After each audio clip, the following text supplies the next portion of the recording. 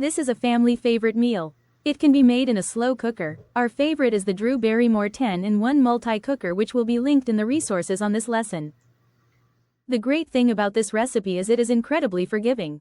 You can change the spices out for whatever you have in hand. We like the Middle Eastern spices, but it can be adapted for other flavors as well. Start your slow cooker, instant pot, or stove to a medium heat to allow you to sauté the meat. Using whatever meat you have chosen, while beef works best, chicken, pork, sausage, or turkey can work as well. Allow it to brown up until it starts to cook in its own fats and juices until it gets a bit crispy for texture.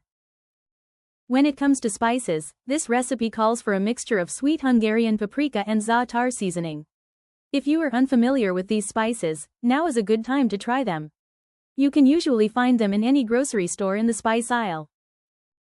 Now is when you start building your flavors. Season with your heart. A big spoonful of minced garlic, paprika and za'atar, followed by a heavy hand of fresh or dried parsley mixed in.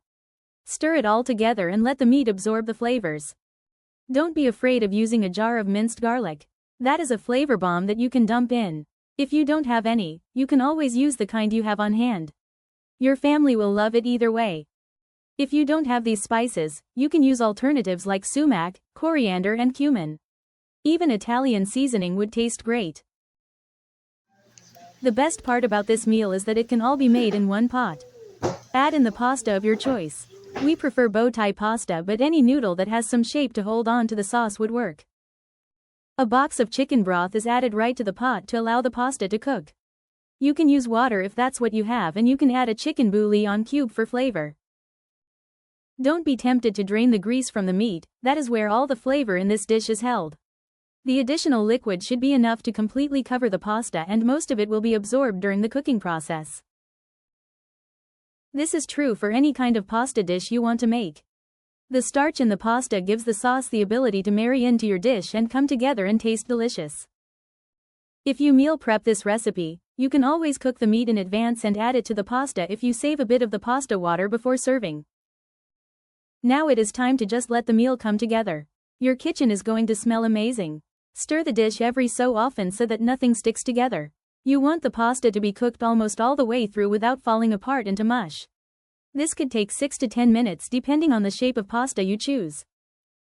Add in a healthy squeeze of tomato paste if you have it, or you can also choose to use canned diced tomatoes, fresh tomatoes or crushed tomatoes. Use those pantry power items. Put the lid on and turn down the heat. Let it simmer while we make the final part. Grab the garlic and add it to a bowl of Greek yogurt along with the spice blends you chose for your meat. Mix it well and set to the side.